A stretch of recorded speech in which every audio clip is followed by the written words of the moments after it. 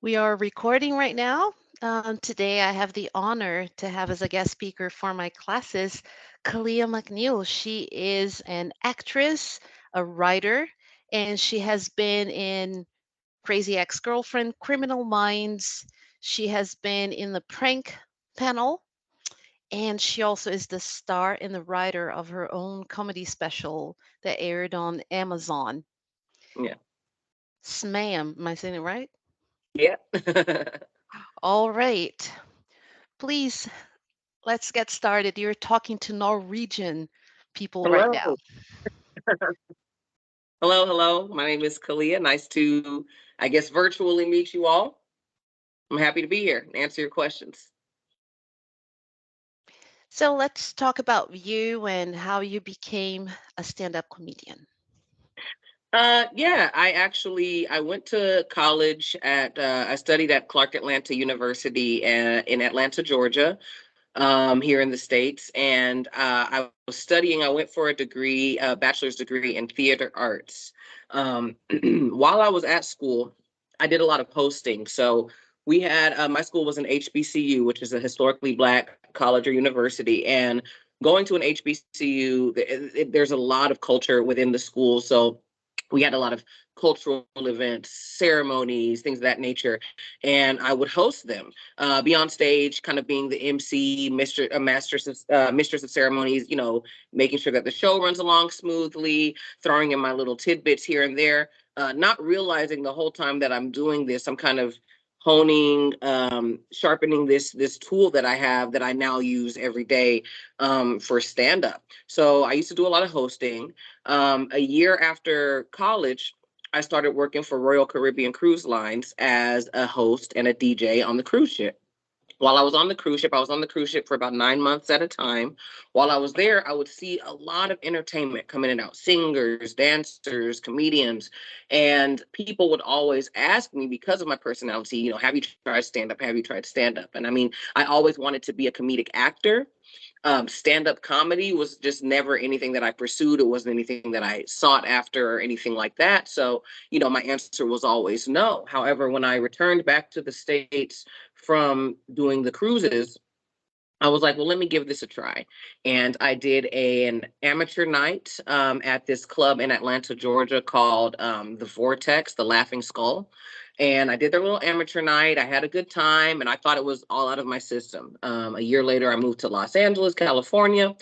Yeah, moved to LA and thought I was going to start pursuing acting, tried to do that, but I was the actor that wasn't booking any roles. I was working every little odd job you could think of. And I came across a comedian at one of my jobs and we're talking and he started inviting me to his shows and kind of from there performing a little bit more. And, that's the long story. That's the short version of this long story, but here we are. I'm now in my 11th year of doing stand up. And I would say the past maybe 5 years it's been what it's supposed to be. It's been lucrative for me and it's been something that is now, my means of income in addition with acting.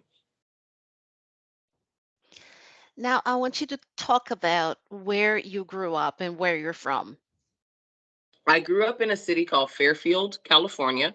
Fairfield is in Northern California, not far from Napa Valley and the San Francisco Bay Area. It kind of sits right on the edge of both, kind of landscapes. With Fairfield, with it being so close to Napa Valley, you have a lot of vineyards that are kind of on the outskirts of town. Um, Consider it kind of like a more industrialized farm town, I guess you could say. There are farms all around us, animals, vineyards, but then you have, like the city itself, you got your mall and all types of, that type of industrial things right inside of the city. But then we're also 30 minutes from San Francisco. So you kind of get the best of both worlds. It's kind of where I like to go now for peace and tranquility. It's small city life. Most of the people who live there, are military brats. Fairfield also houses Travis Air Force Base, which is a military base out here, in Explain California. explain military brats to my students.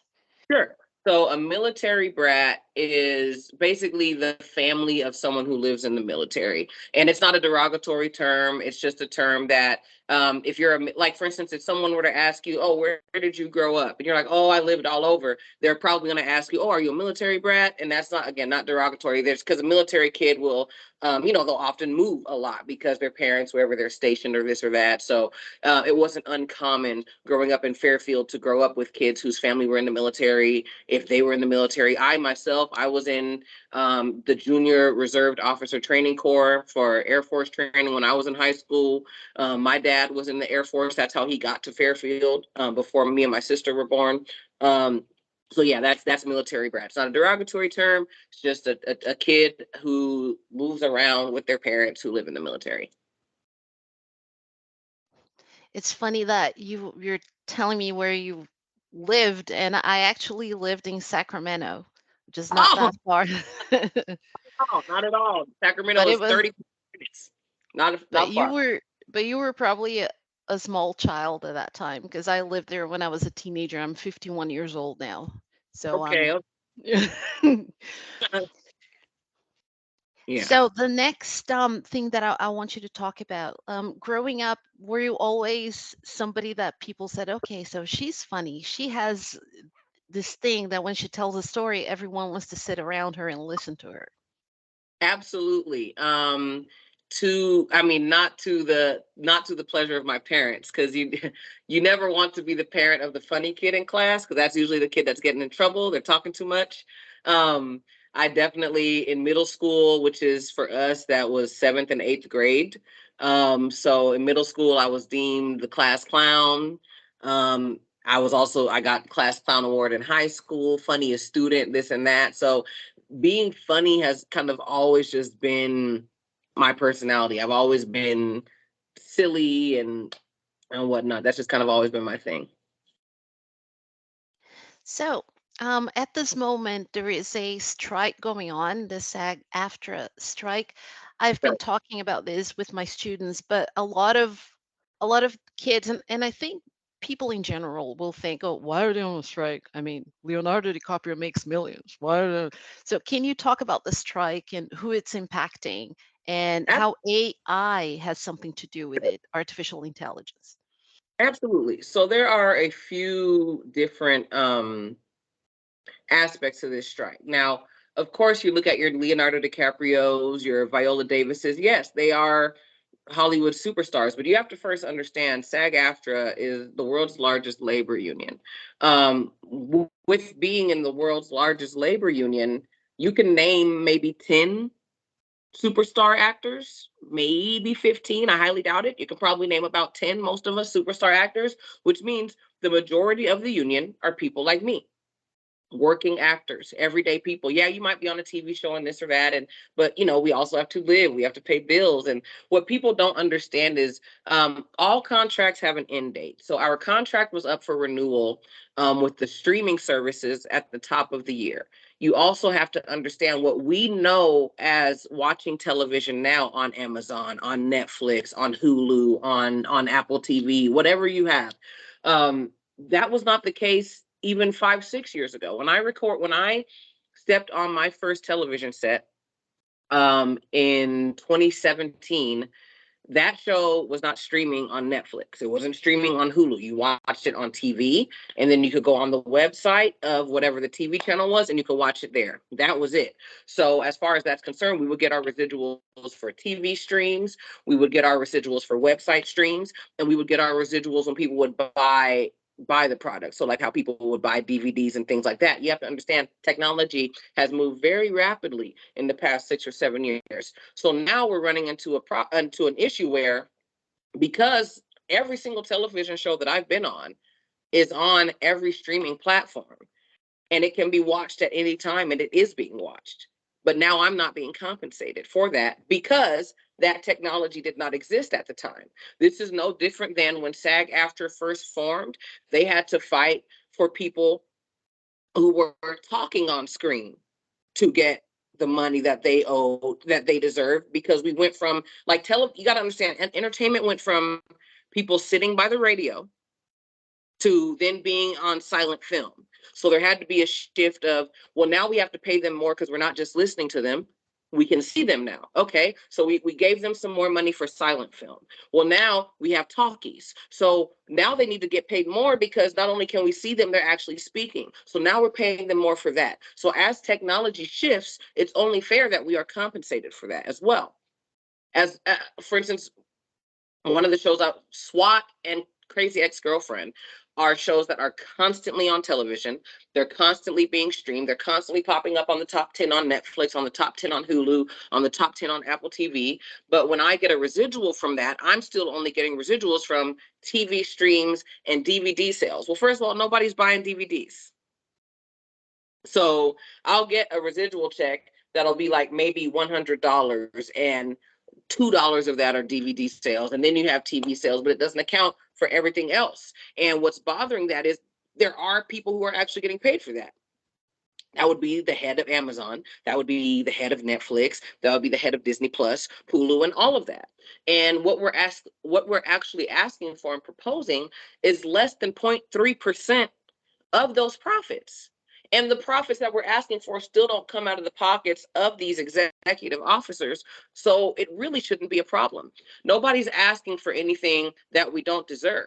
We're asking for something that we just, because this product is now being consumed this way, we also deserve to be compensated for that type of consumption.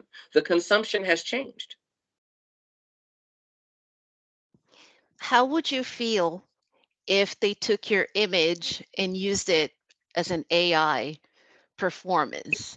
Would you ever sell your image for something like that? No. And I feel like who that affects most. So you have background actors. So what Disney was proposing was that they basically wanted to take a background actor, scan their face, and then just use it, multiply it over and over, use it in perpetuity, and all this and that. Background actors already get paid crap. They get treated like crap. That's not okay. So now you're basically taking the I have a friend, for instance, he does background acting. He might be, well, when we weren't in strike, he might be on set 3, 4 days a week, making $125 a day. You get there, you're sitting outside in the tent until it's your turn, and you might get like a big potluck lunch or something like that. But that's it for you. Now, me, when I go to set, I have a trailer. Because I'm in SAG, I have a set rate. There's not a rate that they can't pay me any less than what the minimum is for SAG. They can't have me on set any longer than the minimum is for SAG. If we go over set time, then I'm getting overtime pay and things like that. Like it's taking care of me. It's my union. But if you're a background actor, 9 times out of 10, you don't have that. So to say that I'm already making crap money and then you're gonna now take away my ability to ever make it again because you're scanning my face, you're saying I don't need you, that's not okay. Because again, you scan my face, you put me in every episode of The Mandalorian, somebody's getting paid for that. Why wouldn't it be the actor? It makes perfect sense, and I feel that with AI in our world right now, they're saying, "Oh, now you no longer need a teacher. You can just learn from Chat GPT." So in one way or another, we're all being affected, and Yeah. at some point, it's going to have to people are going to have to make decisions about that. So it's a good thing that the strike is on right now because of that. Now, a question for you as in comedy. So nowadays there's this thing where you can't say this because it's going to offend that person. You can say that. And do you think anything should be off limits in comedy? I'm a very to each his own type of person. However, I can only speak for myself personally. I know that there's nothing that I don't write a joke out of malice. I don't create while I'm angry with something. I don't create while I'm upset. Not saying that most of the things we talk about come from, not the best place, or they come from something bad that has happened to us that we have then turned into something funny. But I don't write about it while I'm still angry about it, because at that point it goes from being comedy to being turned into a rant. My goal is not to be on stage and piss everybody off in this room. My goal is for you to have a good time, for you to not think about what the heck happened to you at work today, for you to not think about your divorce, for you to not think about who died, for you to have a good time for 45 minutes. And hopefully when you see my name again, you're going to come back and bring people. Now, I do know that there are comics nowadays who, even if they are some of the nicest people, their stage version of them isn't nice because they thrive on the negativity, because that goes so much further, unfortunately, than, positivity. I still, at the end of the day, people can say whatever they want to say. However, you need to be prepared for the consequences of you saying whatever you want to say. I have watched the special. I laughed so hard because we can relate to you because you tell a story. It's like I'm sitting here with somebody that's very interesting. They're telling a story, and you want to know what happens. And we can all relate. You talked about your dad, about your dog. You talked about having your androgynous appearance. That sometimes, so when you do the girly thing, and then it's like, and then you say. I thought that was really, really funny when everyone can relate to your stories because everyone has had a situation with their dad and everyone has their pet. And so let's talk about that for a minute. Yeah. Do you get permission from your dad, for example, from your family to make jokes and say, do they get upset? How does that work? So once you see the special, that's some of those jokes in Smam, because Smam was my first special and I shot Smam in my 10th year of stand up. Some of those jokes are jokes that are 8 years old. Some of them were 1 month old at that time, so on and so forth. So, I mean, I write as things happen throughout my life. I've never asked permission. I'm sorry, there's a fly in here and I thought I could get it. I've never asked permission to talk about someone or something. I've always felt like, again, kind of back to what I was saying a moment ago, because of the way I'm approaching it, um I would hope that it not be offensive. Like, I would hope that when somebody watches Smam, they don't think that I dislike my father, or, you know what I mean, have issues with anything like that. I'm talking about kind of funny things that happened with him, or funny things that happened with my dog, or this or that. So because I'm not up here like, F my dad, or, my dad wasn't this, or my mama wasn't that. I think if I were coming at it from that aspect, yeah, I would likely be asking or this or that. Now, saying this to say, when my family did see Smam, I was very nervous because, I mean, I do shows 3, 4 days a week. I'm doing shows all the time. I'm traveling all the time. My family, they're not at these shows. I'm on the road. My family is wherever they are. So the only time they see my comedy is when it's on television, or if I just so happen to be in town and they can come out to the show. So I remember watching my mom watch Smam. I remember when my dad watched Smam, close family friends from back in the day watched it. It makes you nervous because you want to know how they're going to take it. You know what's coming up. They don't know what's coming up. But they liked it. My dad thought it was hilarious. My dad is a nut. He thought the jokes were very funny. So it worked out. It worked out. But again, I would never. My goal is not to upset anybody or make anybody uncomfortable. So I wouldn't, maliciously put that out there, especially, just with the respect I have for my family, specifically. So, as I told you, I've been living in Norway for 21 years of my life. I Mhm. am often the only Black person everywhere, right? Mhm. So, oftentimes I'm the only Black person that people know. I Yeah. am the Black friend, I'm their first and only Black teacher. So, I'm I sorry. almost feel like if I do I'm sorry. something wrong,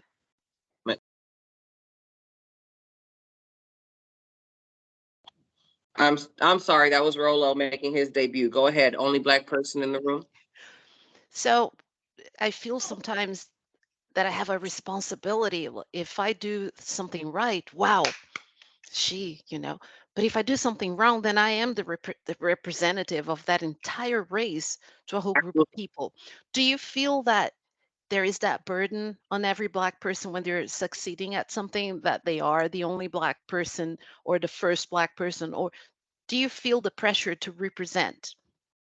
Absolutely. I feel like that's something that Black people are constant. I mean, that's a constant for us. So it's not even anything that I don't even know that I know when I'm feeling it and when I'm not, because I just know consciously when I'm leaving my apartment that I am representing if I do something crazy, then it's black people this, black people that.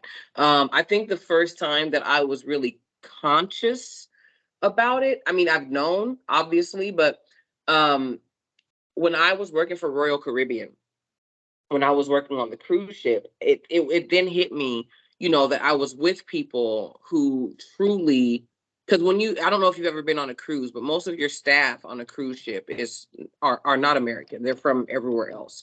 So with that being said, it's one thing if I leave out of my apartment right now and I run into a Spanish person on the street, they're 9 times out of 10 a Spanish American. They've been here. So they know our nuances, they know our intricacies, they know the yeses and the nos, they know what not to say and what to say. When I'm on the cruise ship, I'm talking to somebody who flew from Spain to meet the ship. They're not Spanish American. They are Spanish. I'm talking to a German. I'm talking to, you know what I mean? Like I'm talking to someone from their homeland who joined the ship, who just so happens to also speak English, but they're not American. Saying that to say, I was in a lot of situations on the ship where when things would happen, I would have to internally check myself because if I reacted the way I would normally react, it would look like that's just how Black people are. So I definitely understand that feeling. And also growing up where I grew up, yes, it was multicultural, but multicultural often means that you are the thing that makes it multicultural. So I grew up around a lot of white people as well. And one of the things that I also want you to talk about the LGBTQA plus community. At the moment, there is a lot of talk everywhere about pride and acceptance and all of that, but there's also lots of negative aspects of it that are being discussed. Where do you stand on this, and where does your comedy stand on this? Um, I am a lesbian, and as of recently, I've leaned more into that with my comedy. But first, second, third, and last, I'm a Black woman. If somebody treats me some type of way, it's going to be because I'm a Black woman, not because of who I choose to sleep with at night. Um, so I support everybody's cause, but I think oftentimes, and I might catch flack for this, but I think oftentimes the moment another marginalized group that is not African American or Black pops up, they get all the attention. So while I do care about LGBTQ plus rights and this and that, I would much rather focus my efforts on helping people that look like me. Um, I'm not, ashamed of who I am. I am who I am. But if I were to, go to war, and fight the good fight, it would be for, my African American brothers and sisters before anything else. And I say that because within the LGBTQ community, um, we are still often treated like crap. I I've been doing Black History Month here in Norway, of all places, because every month is White History Month. Every day we focus on the Norwegian culture, on the European culture. So 1 month out of the year we do Black History Month, and that's probably when I'm going to play the interview for some of the students. Some of the more advanced ones will see it in a couple of weeks. What do you think about Black History Month? I appreciate Black History Month. I mean, it's something that I have always celebrated as well as Juneteenth.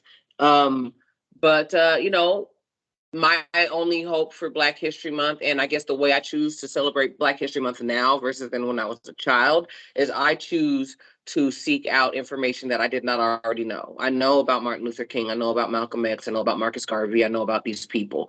I often search for unknown facts, little known facts that I could, re-educate myself or, just learn about something that's not the norm. We get used to the norm. It's like, okay, Black History Month. Okay, so today is Martin Luther King. Tomorrow is Jackie Robinson. The next day is, and that's not that it's a problem, but there are other Black historical figures. But We've been doing that here, and as soon as I say Black History Month, the kids already know because in eighth, ninth, and 10th grade, they they already learn about slavery and they learn about civil rights, and so they already know Rosa Parks and Martin Luther King, and yeah, usually. So I love what you just said about having other, like broadening the horizons. in that sense. It's very important. There were so many people, who fought, who, it doesn't, Black history does not always need to be connected to civil rights. Black history does not always need to be connected to brutality. One thing I like to do, I like to look up Black inventors, Black doctors. They have these things where you look and and you're like, oh, what would it be like a day without a Black person? And they're the most interesting videos to watch, because in these videos they take away everything that was ever invented by Black people. And let me tell you, a day without Black people, it's almost cave times.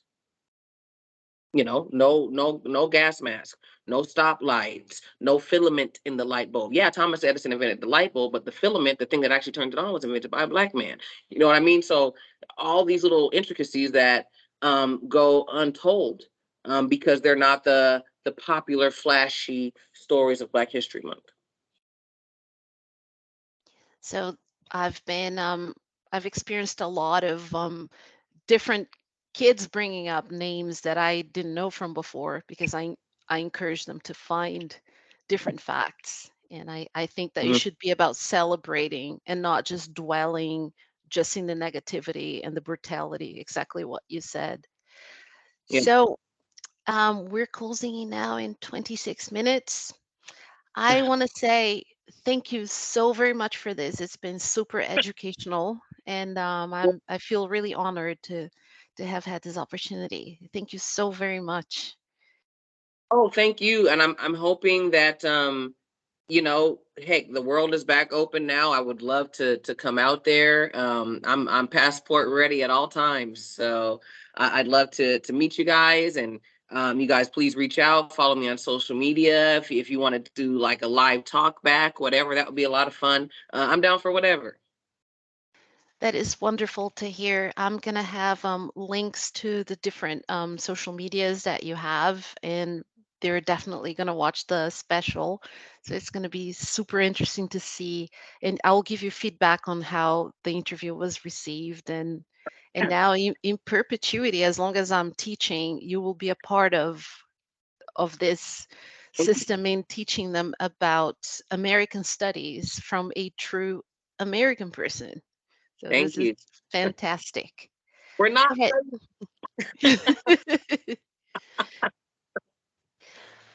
So yeah, we'll stay in touch, and thank you so very much for this. course. Thank you very much. I'll talk to you soon.